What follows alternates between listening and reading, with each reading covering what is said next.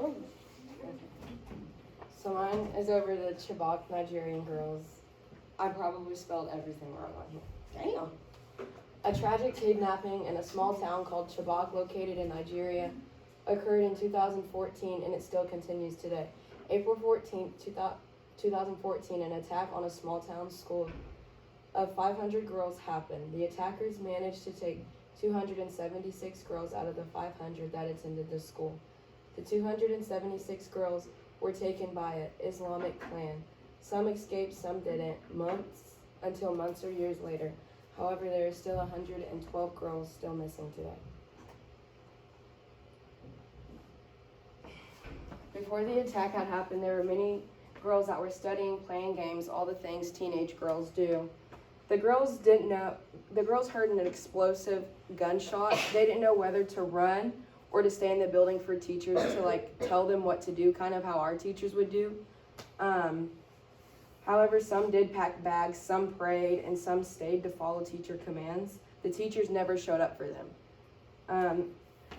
After interviewing some of the Chibok girls that escaped, some stated that before the attack had happened, they seen unusual people watching and coming around the school grounds.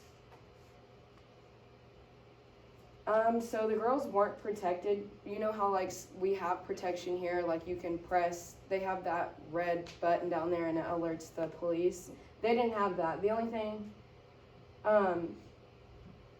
like I said, the teachers didn't come for them, but the only protection that they had was a wall with the security guard, and the security guard was found asleep when the attack happened.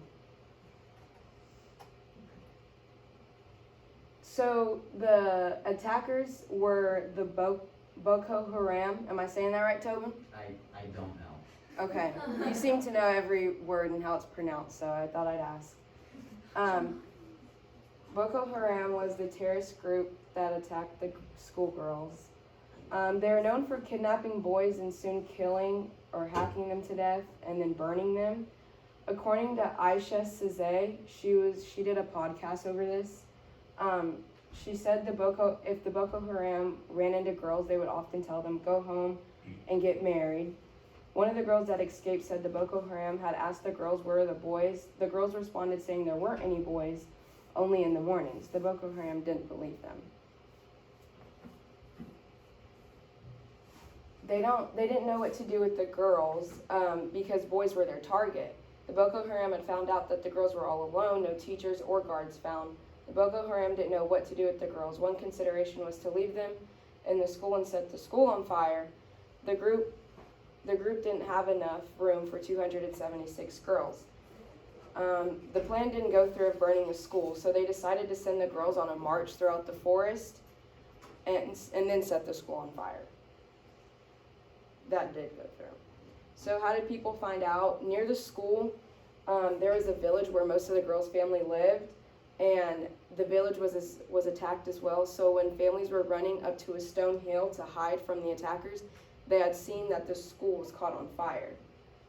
And when they seen vehicles leaving, the families rushed down the hill, and everyone was gone. The girls were deep into the forest, and it was burning, and there were no attackers there.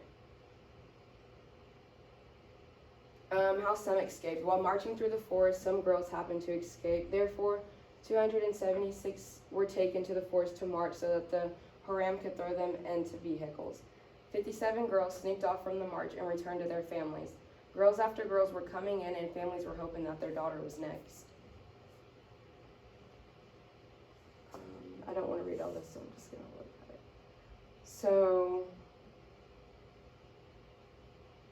they took them into trucks, and they soon got to this camp where they told all the girls to hide under a tree called the tamarind tree. Soon the rest of the girls started asking, when can they go home? The Boko Haram were saying soon, but they wanted to convert them to Islamic first. So, and Bring Back Our Girls is a statement that's going on today, and here's where it kind of comes from. These were the families that first started it, and then now it's a big thing that's going on. I already said that. And then there's a book called Beneath the Tamarind Tree, and it's written by the same girl who made a podcast over this. It's still going on today. There are still girls being held captive. So far, over 100 girls has escaped or was freed. You can purchase the book today that covers everything that happened with the Chibok girls. It's very important that our society knows this event, not only because we want all the girls to return home, but to ensure that this doesn't happen again.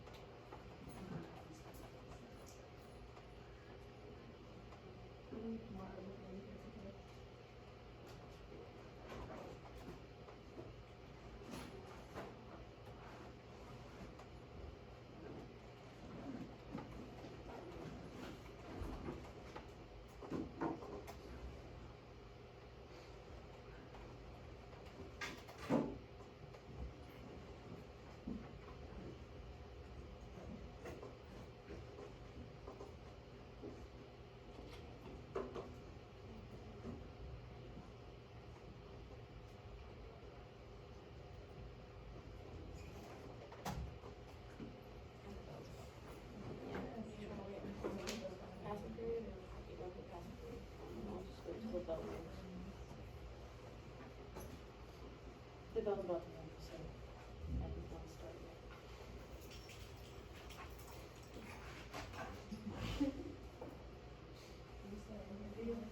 I thought I turned it on, but it was just so far over.